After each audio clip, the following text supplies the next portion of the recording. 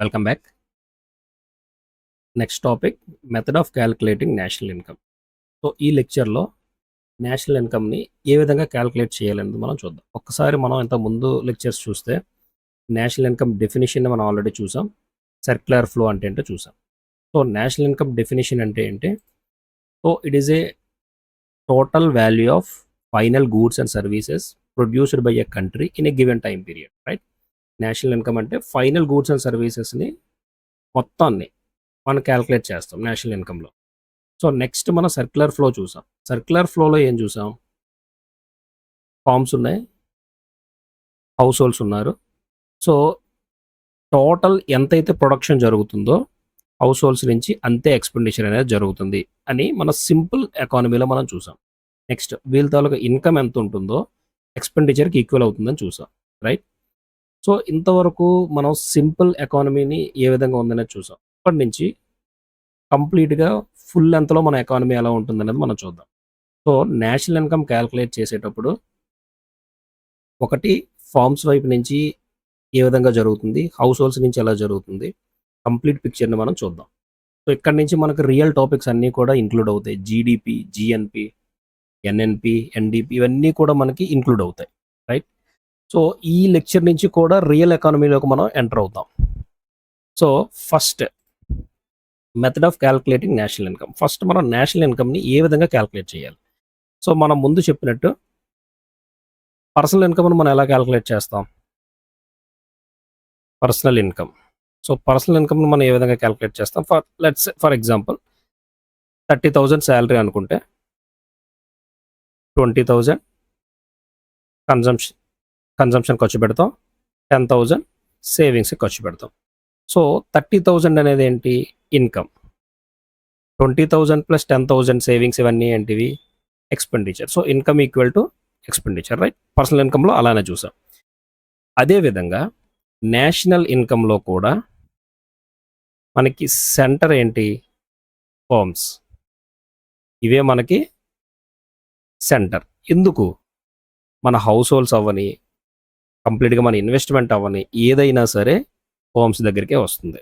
So ఒక దేశం అనేది అభివృద్ధి చెందాలి అంటే కంప్లీట్గా ప్రొడక్షన్ అనేది ఎక్కువగా జరగాలి, ఫర్మ్స్ అనేవి ఎక్కువగా ఉండాలి. సో ఇన్వెస్ట్మెంట్లు కూడా మనం ఈ ఫర్మ్స్లోనే మనం ఎక్కువ పెడతాం. మనం ఇంతకుముందు ఎగ్జాంపుల్ చూసేటప్పుడు కూడా ఒకసారి ఎగ్జాంపుల్ మీకు చూపిస్తాను. ఇంతకుముందు మనం ముందు లెక్చర్లో మనం మాట్లాడుకునేటట్టు, రైట్? సేమ్ ఈ ఎగ్జాంపుల్లో 4 కైండ్స్ ఆఫ్ కాంట్రిబ్యూషన్స్లో మనం ఏం చెప్పుకున్నాం? ఇది ఒక ఫ్యాక్టరీ. ఈ ఫ్యాక్టరీ సెటప్ చేయడానికి ఒక ల్యాండ్ రెంట్ తీసుకున్నారు. దీనికి ఈ కంపెనీ అనేది రెంట్ పే చేస్తుంది. నెక్స్ట్ ఇందులో పని చేయడానికి కొంతమంది వర్కర్స్ వచ్చారు. వీళ్ళకి వేజెస్ ఆర్ శాలరీని కంపెనీ పే చేస్తుంది. నెక్స్ట్ ఇది రన్ అవ్వడానికి కొంత అమౌంట్ని అప్పు తీసుకున్నారు, బారో చేశారు. ఈ బారో చేసిన దానికి ఇంట్రెస్ట్ని కూడా ఈ కంపెనీయే భరిస్తుంది. నెక్స్ట్ ఈ కంపెనీ పెట్టింది కూడా ఒక సింగిల్ మ్యాన్ ఆర్ ఉమెన్ ఎవరో అయ్యి ఉంటారు కదా. ఈ కంపెనీ నుంచి వచ్చే ప్రాఫిట్ వీళ్ళకే చెందుతుంది. సో కంప్లీట్గా ఒక ఎకానమీ రన్ అవ్వాలి అంటే ఒక చిన్న మనం ఒక ఫామ్తో పోల్చవచ్చు. సో కంప్లీట్గా ఇదే సైకిల్ మనకు రన్ అవుతుంది. సో ఈ కంపెనీ నుంచే ఈ వేజు, రెంట్, ఇంట్రెస్ట్, ప్రాఫిట్ అన్నీ కూడా 4 కైండ్స్ ఆఫ్ కాంట్రిబ్యూషన్స్కి కూడాను మనకి వస్తున్నాయి. సో ఇప్పుడు ఈ ఫర్మ్ రన్ అయితే ఇవన్నీ కూడా జరుగుతున్నాయి, రైట్? సో ఇప్పుడు మనం ఈ ఫామ్ నుంచి ఎంతైతే ప్రొడక్షన్ జరుగుతుందో that is equal to expenditure, that is equal to income, right? అనొచ్చు కదా. ఎందుకు అనొచ్చు? మన సర్క్యులర్ ఫ్లోలో సింపుల్ ఎకానమీలో so government, tax, trade, saving ఇవేమీ లేవన్నప్పుడు మనం మాట్లాడేటప్పుడు సింపుల్ ఎకానమీలో మనం చూద్దాం. సో ఫర్మ్స్ అయితే ఎంత ప్రొడక్షన్ చేస్తాయో హౌస్ హోల్డ్స్ అంతే ఎక్స్పెండిచర్ చేయగలరు. Expenditure is nothing but savings plus consumption. ఏదైనా సరే ఎక్స్పెండిచర్ అవుతుంది, రైట్? 30,000 శాలరీ వచ్చింది, 20,000 కన్జంప్షన్ చేసాం, 10,000 సేవింగ్స్లో పెట్టాం. Savings is nothing but investment, right? Investment ఎంతలో పెడతాం? మళ్ళీ ఫర్మ్స్లోనే పెడతాం. అదేవిధంగా ఇన్కమ్ ఎంత వచ్చింది? 30,000. ఫర్మ్స్ ఎంత ప్రొడ్యూస్ చేసాయి? 30,000. హౌస్ హోల్డ్స్ ఎంత ఎక్స్పెండిచర్ ఖర్చు పెట్టారు? ఎంత ఖర్చు పెట్టారు? 30,000. సో అన్నీ కూడా equal. So national income calculate చేసేటప్పుడు ప్రొడక్షన్ మెథడ్ కానీ ఎక్స్పెండిచర్ మెథడ్ కానీ ఇన్కమ్ మెథడ్ కానీ మూడిట్లో ఏది తీసుకున్నా సరే మనకు అది నేషనల్ ఇన్కమ్తోనే సమానం, రైట్? ఇది చాలా కీ అనమాట. ప్రొడక్షన్ మెథడ్ అవని, ఎక్స్పెండిచర్ మెథడ్ అవని, ఇన్కమ్ మెథడ్ అవని ఏదైనా సరే ఒకటే, right? So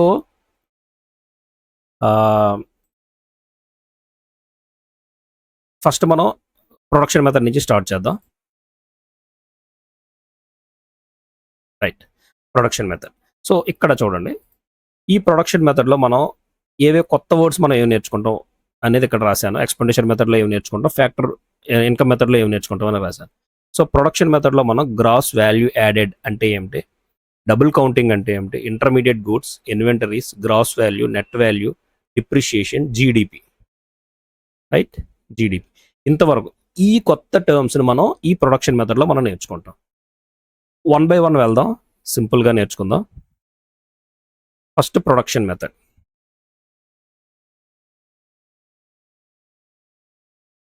so production method, ఈ ప్రొడక్షన్ మెథడ్లో ఫస్ట్ మనకి ఎప్పుడు తెలిసినట్టే మనం ఒక ఎగ్జాంపుల్తో మనం నేర్చుకుందాం. ఒక ఫార్మర్ ఉన్నారు, 100 రూపీస్ వీట్ని అనేది ప్రొడక్షన్ చేశారు, రైట్? 100 రూపీస్ వీట్ని ప్రొడక్షన్ చేశారు. ఈ 100 రూపీస్ వీట్లో 50 రూపీస్ వీట్ ఒక బేకర్ అన్న ఆయన పర్చేస్ చేశారు. 50 రూపీస్ వీట్ని పర్చేస్ చేశారు. దీన్ని రా మెటీరియల్గా యూజ్ చేసుకొని ఈయన వాల్యూ ఎడిషన్ చేశారు. వాల్యూ ఎడిషన్ చేసి 200 రూపీస్ వర్త్ ఉన్నటువంటి బ్రెడ్ని ప్రొడక్షన్ చేశారు, రైట్? 100 రూపీస్ వీట్ని ఈయన ప్రొడక్షన్ చేస్తే 50 రూపీస్ వీట్ని ఈయన దగ్గర పర్చేస్ చేసి దాని నుంచి వాల్యూ ఎడిషన్ చేసి 200 రూపీస్ బ్రెడ్ని ఈయన కొన్నారు.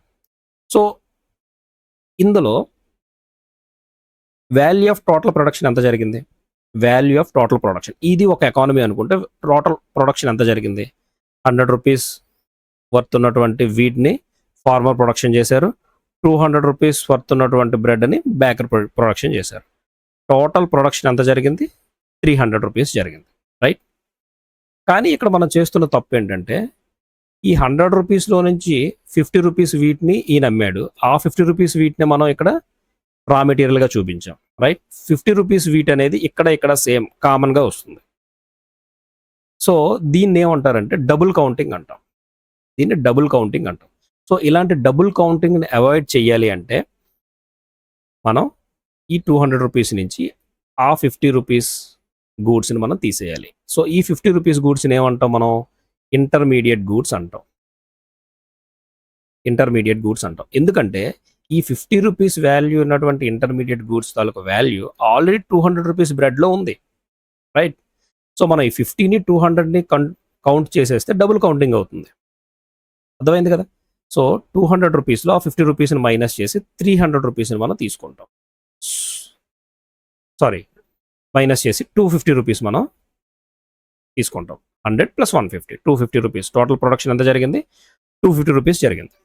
సో ప్రొడక్షన్ మెథడ్లో మన కీవర్డ్ ఏంటంటే ఇంటర్మీడియట్ గూడ్స్ని మనం కౌంట్ చెయ్యం, ఇంటర్మీడియట్ గూడ్స్ని కౌంట్ చెయ్యం, రైట్? ఫైనల్ గూడ్స్ని మాత్రమే మనం కౌంట్ చేస్తాం, ఫైనల్ గూడ్స్. ఓకే, చూద్దాం. So production method. So production మెథడ్లో sum of gross value added by all firms avoids double counting, subtracting intermediate goods, right? Intermediate గూడ్స్ని మనం కౌంట్ చేయకూడదు, డబుల్ కౌంటింగ్ని మనం అవాయిడ్ చేయాలి. సో ప్రొడక్షన్ మెథడ్లో మనకు తెలిసిందే, ప్రొడక్షన్ మెథడ్లో మనకు తెలిసిందే మొత్తం అన్ని ఫర్మ్స్ కలిపి నేషన్లో ఉన్నటువంటి మన కంట్రీలో ఉన్నటువంటి అన్ని ఫర్మ్స్ కలిపి ఎంత ప్రొడక్షన్ చేస్తాయి అనేది మనం ఇక్కడ కౌంట్ చేస్తాం, అన్నీ కలిపి ఎంత ప్రొడక్షన్ చేస్తాయని. బట్ అందులో కూడా మనం చేయాల్సింది ఏంటి, డబుల్ కౌంటింగ్ని అవాయిడ్ చేయడం, ఇంటర్మీడియట్ గూడ్స్ని సబ్ట్రాక్టింగ్ చేయడం, రైట్? చూడండి, value added of the firm is equal to value of production of a firm minus value of intermediate goods used by the firms. ఇంతకుముందు ఎగ్జాంపుల్లో మనం ఏం చేసాం, value added of the firm అనేది value of production of a firm, ఎంత value production చేసింది 200 minus intermediate goods ఎంత వాడాడు 50. So 150 is value added of a firm. So ఇలా అన్ని ఫర్మ్స్కి మనం కలిపి మనం కౌంట్ చేస్తాం. అప్పుడు ఒక ఫర్మ్ తాలూకా వాల్యూ ఎంత ప్రొడక్షన్ చేసింది అనేది వస్తుంది. నెక్స్ట్ వేరే కంపెనీ, అలా మొత్తం అన్ని కంపెనీలు కలిపి మనం ప్రొడక్షన్ మెథడ్లో ఒక ఫిగర్ని మనం తయారు చేస్తాం. ఆ ఫిగరే నేషనల్ ఇన్కమ్ అవుతుంది, రైట్? సో ఇక్కడ గ్రాస్ వాల్యూ యాడెడ్ అనేది మనం కవర్ చేసాం. డబుల్ కౌంటింగ్ అంటే తెలిసింది, ఇంటర్మీడియట్ గుడ్స్ అంటే తెలిసింది. ఇన్వెంటరీస్ అంటే ఏంటి?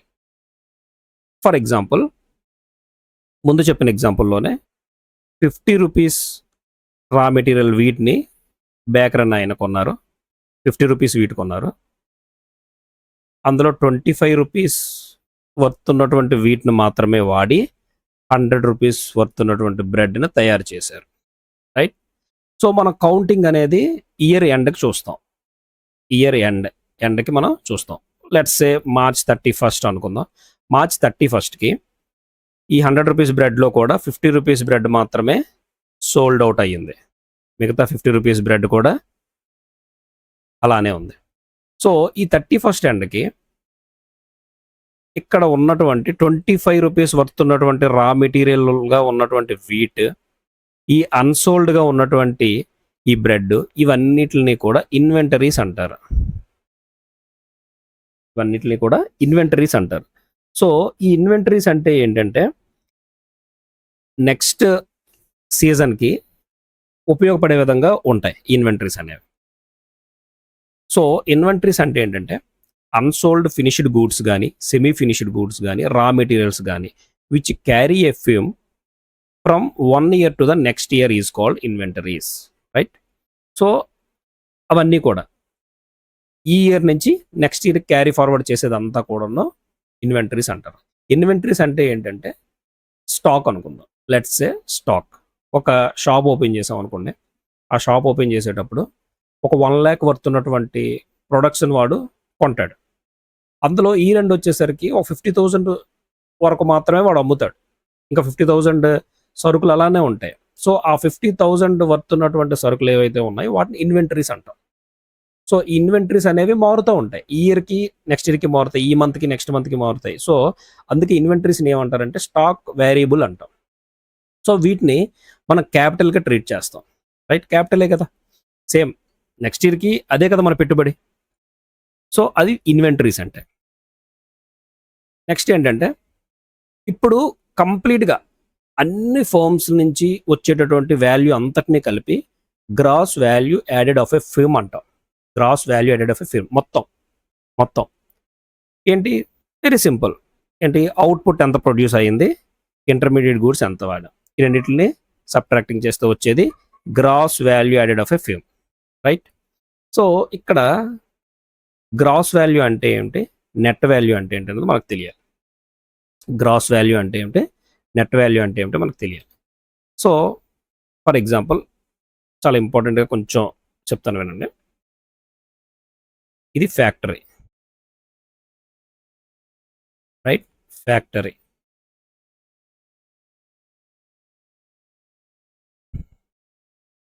ఈ ఫ్యాక్టరీకి రా మెటీరియల్స్ ఇక్కడి నుంచి వస్తున్నాయి అనుకుందాం. రా మెటీరియల్స్ పర్చేస్ చేస్తారు. ఇక్కడి నుంచి రా మెటీరియల్స్ పర్చేస్ అయ్యి వస్తాయి. ఇక్కడి నుంచి ప్రొడక్షన్ జరుగుతుంది. ఇవి ప్రొడక్ట్ అయినటువంటి మెటీరియల్స్. సో ఈ ఫ్యాక్టరీ, ఇది గేట్, ఫ్యాక్టరీ గేట్ అనుకుందాం. ఇది ఈ ఫ్యాక్టరీ గేట్ లోపల ఉన్నంత వరకు కూడా ఈ ప్రోడక్ట్కి ఒక ప్రైజ్ ఉంటుంది. వన్స్ ఫ్యాక్టరీ గేట్ బయటికి వెళ్ళిన తర్వాత ఇంకో ప్రైజ్ ఉంటుంది, అవునా కాదు? ఎందుకనేది మనం చూద్దాం. ఫ్యాక్టరీ గేట్ బయటకు వచ్చిన తర్వాత దీని మీద ట్యాక్స్ పడుతుంది, ట్రాన్స్పోర్ట్ కాస్ట్, డిఫరెంట్ కాస్ట్లు అన్నీ కూడా పడతాయి. నెక్స్ట్ ఇంకేమైనా రిబేట్లు ఇలాంటివి ఇవ్వాలన్నా, డిస్కౌంట్లు ఇవ్వాలన్నా ఇలాంటి కాస్ట్లు కూడా పడతాయి. ఇవన్నీ కూడా గేట్ బయటకు వచ్చిన తర్వాత మనకి ఇంపోజ్ అవుతాయి ఈ ప్రైజ్ని. సో ఈ గేట్ లోపల ఉన్నంత వరకు మాత్రమే దీని రియల్ ప్రైజ్ అనేది మనకి ఉంటుంది. గేట్ బయటకు వచ్చిన తర్వాత దాని ప్రైజ్ అనేది వ్యారీ అవుతుంది. At the same time raw material purchase చేసేటప్పుడు కూడా రా మెటీరియల్ ఆల్రెడీ బయట ఉన్నటువంటి మెటీరియల్, వేరే ఫ్యాక్టరీ ప్రొడక్షన్ చేసింది అవ్వచ్చు, ఇంకేదైనా అవ్వచ్చు. సో అది వేరే ఆల్రెడీ ట్యాక్స్ ఇంపోజ్ అయ్యింది, ఇవన్నీ ఉంటాయి రా మెటీరియల్లో కూడా. అన్నిటికన్నా మెయిన్ ఇంపార్టెంట్ ఏంటంటే సబ్సిడీస్ ఉంటాయి. సబ్సిడీస్ ఆల్రెడీ ఈ ప్రొడక్ట్ మీద ఎంతో కొంత సబ్సిడీ ఉంటుంది. ఆ సబ్సిడీకే ఈ ఫ్యాక్టరీ కూడా ఉంటుంది. లెట్స్ ఫర్ ఎగ్జాంపుల్ ఇప్పుడు షుగర్ కొందాం అనుకుందాం. ఈ ఫ్యాక్టరీకి షుగర్ అవసరం. షుగర్ ఏదో ప్రొడక్షన్ ప్రాసెస్లో షుగర్ అనేది అవసరం ఉంది. బ్రెడ్ తయారు చేయాలి కాబట్టి షుగర్ అవసరం. షుగర్ అనేది నార్మల్గా 100 రూపీస్ పర్ కేజీ అమ్ముతున్నారు. గవర్నమెంట్ అనేది 100 రూపీస్ పర్ కేజీకి 10 రూపీస్ సబ్సిడీ అనేది ఇచ్చి ప్రతి ఒక్కరికి అమ్ముతుంది. ప్రతి ఒక్కరికి కూడా 10 రూపీస్ పర్ కేజీ సబ్సిడీ వచ్చింది. సో ఈ సబ్సిడీ అనేది ఈ రా మెటీరియల్ మీద ఉంటుంది కాబట్టి ఈ ఫ్యాక్టరీ కూడా ఈ 90 రూపీస్కే కొంటుంది కదా. 90 రూపీస్కే కొంటుంది. ఎందుకంటే అందరికీ గవర్నమెంట్ సబ్సిడీ అనేది అందరికీ ఇచ్చింది. సో 90 రూపీస్కే వస్తుంది. ఆల్రెడీ ఇది వాడేటువంటి రా మెటీరియల్లో సబ్సిడీ అనేది పొందింది ఈ ఫ్యాక్టరీ. ఆ సబ్సిడీ పొందినటువంటి ఐటమే మనకు లోపలికి వచ్చింది. ఎందుకు ఈ సబ్సిడీ అనేది వచ్చింది అనేది మనకి ముందు టాపిక్స్లో మనకు తెలుస్తుంది. సబ్సిడీ ఎందుకు వచ్చింది, ట్యాక్సెస్ ఎందుకు వచ్చాయి అనేది మనకి ఫర్దర్గా మనం ముందుకెళ్తున్న కొలది వీటిని ఇంట్లో కొడితే చాలా గుర్తుపెట్టుకుంటుంది. ఫ్యాక్టరీ గేట్కి లోపల ఉన్నంత వరకు ఒక ప్రైస్ ఉంటుంది. ఫ్యాక్టరీ గేట్ బయటికి వెళ్ళిన తర్వాత ఒక ప్రైస్ వస్తుంది. దేనికి? ప్రోడక్ట్కి. At the same time raw material కూడా లోపలికి వచ్చిన తర్వాత సబ్సిడీతో కలిపి వస్తుంది. రైట్? ఎందుకు అంటే ఈ కాన్సెప్ట్ అనేది మనకి ఫ్యాక్టర్ కాస్ట్ అంటే ఏంటి, ఈ మిగతా టాపిక్స్ అన్నీ ఉన్నాయి. ఆ టాపిక్స్ నేర్చుకునేటప్పుడు మనకు ఉపయోగపడుతుంది. రైట్? ఇంతవరకు గుర్తుపెట్టుకోండి. సో మనం గ్రాస్ వాల్యూ అంటే ఏంటి, నెట్ వాల్యూ అంటే ఏంటి మనం తెలుసుకోవాలి ఫస్ట్. సో ఫర్ ఎగ్జాంపుల్ ఇప్పుడు ఫ్యాక్టరీ లోపలే ఉంది. మనకి నేషనల్ ఇన్కమ్ తెలియాలి అంటే ఫ్యాక్టరీ లోపల ఉన్నటువంటి వాల్యూయే తెలియాలి. బయటికి వెళ్తే దాని మీద ట్యాక్స్లు, కాస్ట్లు అన్నీ పడి దాని వాల్యూ అనేది మారిపోతుంది. సో మనం 200 రూపీస్ వర్తున్నటువంటి ప్రోడక్ట్ని తయారు చేస్తే దాని మీద ఒక 10 రూపీస్ ట్యాక్స్, ఒక 10 రూపీస్ కాస్ట్ వేసుకుంటే 220 రూపీస్ అవుతుంది. సో 220 రూపీస్ అనేది మన ఇన్కమ్ కాదు. రైట్? ఇన్కమ్ కాదు. సో రియల్గా మనం ఎంతైతే ప్రొడక్షన్ జరిగిందో అది మాత్రమే మన ఇన్కమ్. ప్రొడక్షన్ ఎంత జరిగింది? 200 రూపీస్ జరిగింది. సో 200 రూపీస్ అనేది మన రియల్ ఇన్కమ్. అదే నేషనల్ ఇన్కమ్కి ఈక్వల్ అవుతుంది. సో ఇప్పుడు ఈ రియల్ ఇన్కంలో గ్రాస్ అంటే ఏంటి, నెట్ అంటే ఏంటి చూద్దాం. గ్రాస్ ఇన్కమ్ అంటే ఏంటంటే కంప్లీట్గా ఈ లోపల ఫ్యాక్టరీలోనే మిషనరీ వాడాం, మిషనరీ క్యాపిటల్ గూడ్స్ని వాడి మనం ఈ రా మెటీరియల్ నుంచి క్యాపిటల్ గూడ్స్ని వాడి మనం ఫైనల్ ప్రొడక్షన్ తయారు చేసాం. సో ఎలాంటి కాస్ట్ని మనం యూజ్ చేయకుండా, సబ్ట్రాక్ట్ చేయకుండా వచ్చేది gross value. Right? Let's say ఒక మిషన్ ఉంది. ఆ మిషన్ తాలూకు సామర్థ్యం 50 బ్రెడ్స్ తయారు చేయగలదు.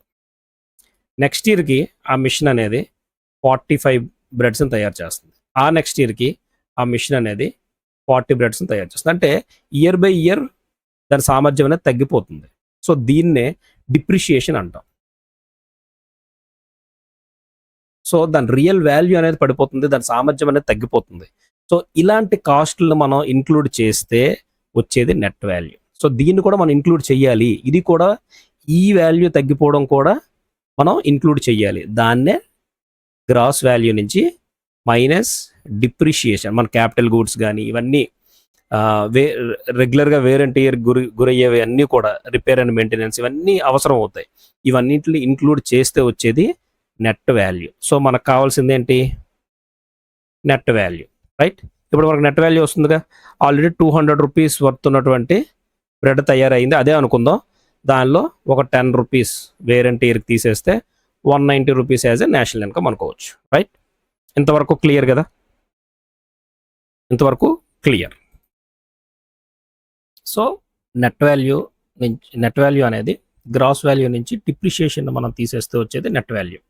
రైట్? నెక్స్ట్ ఫైనల్గా ఈ విధంగా గ్రాస్ వాల్యూ అన్ని ఫోమ్స్ నుంచి వచ్చేటటువంటి గ్రాస్ వాల్యూని మనం యాడ్ చేస్తే వచ్చేది మనకి GDP, gross domestic product.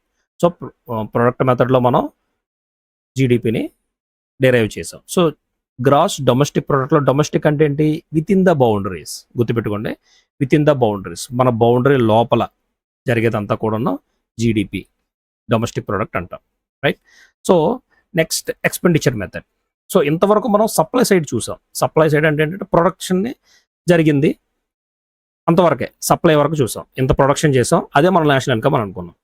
So మనం ముందు సర్క్యులర్ ఫ్లోలో మనం మాట్లాడుకున్నప్పుడు ఏం చెప్పాం, ప్రొడక్షన్ ఎంతైతే జరిగిందో అంత అనేది ఎక్స్పెండిచర్ జరుగుతుంది, రెండు ఈక్వల్. సో ఎక్స్పెండిచర్ మెథడ్లో మనం ఏంటి ఎక్స్పెండిచర్ని ఇంక్లూడ్ చేస్తామని చూద్దాం. ఫర్ ఎగ్జాంపుల్ హౌస్ హోల్డ్స్ ఉన్నారు. హౌస్ హోల్డ్స్ ఏం చేస్తారు, కన్జంప్షన్ ప్లస్ ఇన్వెస్ట్మెంట్ రెండు వీళ్ళే చేస్తారు. కన్జంప్షన్ చేస్తారు, ఇన్వెస్ట్మెంట్ చేస్తారు, రైట్. గవర్నమెంట్ ఏం చేస్తుంది, సబ్సిడీస్ వంటి ఇస్తుంది. సో గవర్నమెంట్ ఎక్స్పెండిచర్ అనేది చేస్తుంది. ఇది కాకుండా మన డొమెస్టిక్లోనే కాకుండా ఎక్స్పెండిచర్ అనేది బయట నుంచి కూడా ఎక్స్పెండిచర్ చేస్తారు. బయట ఫర్ ఎగ్జాంపుల్ యుఎస్ సిటిజన్ ఎవరైనా సరే మన కంట్రీలో ఉన్నటువంటి ప్రొడ్యూస్ అయినటువంటి ఒక గూడ్ని వాళ్ళు ఇంపోర్ట్ చేసుకోవచ్చు. సో వాళ్ళు కన్జ్యూమ్ చేసినట్టే కదా. సో ఎక్స్పోర్ట్ రెవెన్యూ అనేది జనరేట్ అవుతుంది. సో ఫైనల్గా ఎక్స్పెండిచర్ మెథడ్లో consumption, investment, government expenditure, exports and imports, right. So expenditure method ఏంటంటే డిమాండ్ సైడ్ ఆఫ్ ది ప్రోడక్ట్ని మనం చూస్తాం. ఎక్స్పెండిచర్ మెథడ్లో జీడిపిని క్యాలిక్యులేట్ చేయాలి అంటే ఫార్ములా C+I+G+X, రైట్. సి అంటే కన్జంప్షన్, ఐ అంటే ఇన్వెస్ట్మెంట్, జీ అంటే గవర్నమెంట్ ఎక్స్పెండిచర్, ఎక్స్ అంటే ఎక్స్పోర్ట్స్ మైనస్ ఇంపోర్ట్స్. అదే ఎక్స్పెండిచర్ మెథడ్ వెరీ ఈజీ, ఏం లేదు. మన ప్రొడక్షన్ మెథడ్లో ఎంత ప్రొడక్షన్ అయిందో దాన్ని ఎక్స్పెండిచర్కి మనం ఈక్వల్ చేయాలి. ఈ 4 ఆల్టర్నేటివ్స్లో మనకి ఎక్స్పెండిచర్ జరుగుతుంది. ఒక ఫోమ్ తయారు చేసినటువంటి గూడ్స్ని ఈ 4 ఆల్టర్నేటివ్స్లోనే మనకి జరుగుతాయి, రైట్. సో ఈ ఎక్స్పెండిచర్ మెథడ్లో GDP equal to C+I+G+X -M, exports minus imports. Very simple. Next method చూద్దాం, ఇన్కమ్ మెథడ్. ఇన్కమ్ మెథడ్ అంటే మనకు ఆల్రెడీ తెలిసిందే. ఇన్కమ్ మెథడ్లో ఒక కంపెనీ దగ్గర పనిచేసే వాళ్ళందరూ కూడా ఇన్కమ్ వస్తుంది, రైట్. అక్కడ ల్యాండ్ రెంట్కి తీసుకుంటే రెంట్ వస్తుంది, బారో చేసినందుకు ఇంట్రెస్ట్ వస్తుంది, పని చేసినందుకు వేజెస్ వస్తాయి, ఆ కంపెనీ పెట్టే వాళ్ళకి ప్రాఫిట్ వస్తుంది. సో ఇన్కమ్ మెథడ్ అంటే ఇవన్నీ కలిపితేనే ఇన్కమ్ మెథడ్. ఇంతకు మించిన మనకి 4 ఆల్టర్నేటివ్సే కదా మనకున్న ఇన్కమ్ మెథడ్లో, అంతే కదా. సో ఫ్యాక్టర్స్ ఆఫ్ ప్రొడక్షన్లో మనకి ఏవైతే ఇన్కమ్ జనరేట్ చేసాయో వాటిని ఇన్కమ్ మెథడ్లో మనం క్యాల్కులేట్ చేస్తాం. So very simple, wage, rent, interest, profit, that is equal to GDP, right. So ఫైనల్గా మనం production method, income method, expenditure మెథడ్లో ప్రొడక్షన్ మెథడ్లో గ్రాస్ వాల్యూ యాడెడ్ అనేది మన జీడిపి అనుకున్నాం. ఇన్కమ్ మెథడ్లో ప్రాఫిట్, ఇంట్రెస్ట్, రెంట్, వేజ్ని జీడిపి అనుకున్నాం. ఎక్స్పెండిచర్ మెథడ్లో consumption, investment, government expenditure, exports minus imports అనేవి జీడిపి అనుకున్నాం, గ్రాస్ డొమెస్టిక్ ప్రొడక్ట్. దీన్ని మనం నేషనల్ ఇన్కమ్ అనుకుందాం, రైట్. సో ఇంతవరకు మనం ఏం నేర్చుకున్నాం, గ్రాస్ వాల్యూ అంటే తెలిసింది, నెట్ వాల్యూ తెలిసింది, డిప్రిషియేషన్, జీడిపి అంటే తెలిసింది. ఎక్స్పెండిచర్ మెథడ్లో కన్జంప్షన్ ఎక్స్పెండిచర్ అంటే హౌస్ హోల్డ్స్ చేసేది, ఇన్వెస్ట్మెంట్ ఎక్స్పెండిచర్ హౌస్ హోల్డ్సే చేస్తారు, గవర్నమెంట్ ఎక్స్పెండిచర్ సబ్సిడీస్ రూపంలో గవర్నమెంట్ చేస్తుంది, export revenue exports minus imports, ఏవైతే బయట సిటిజన్స్ మన కన్జంప్షన్, మన మార్కెట్లో ప్రొడ్యూస్ అయినటువంటి గూడ్స్ని కన్జంప్షన్ చేస్తారో ఆ revenue. Next factors of production నుంచి వచ్చేటటువంటి ఇన్కమ్ మెథడ్లో మనం యూజ్ చేసాం. సో ఈ విధంగా మనం మెథడ్స్ ఆఫ్ క్యాల్కులేటింగ్ నేషనల్ ఇన్కమ్ని కంప్లీట్ చేసాం. 3 methods, very very important. Next topic నుంచి మనకి చాలా ఇంట్రెస్టింగ్గా ఉంటుంది, national income concepts, GDP, GNP, NDP, NNP, factor cost, basic price, market price, nominal GDP, real GDP, చాలా ఇంపార్టెంట్ టాపిక్స్. ప్రతి ఎగ్జామ్లో కవర్ చేసేటువంటి టాపిక్స్ ఇవి, ఓకే.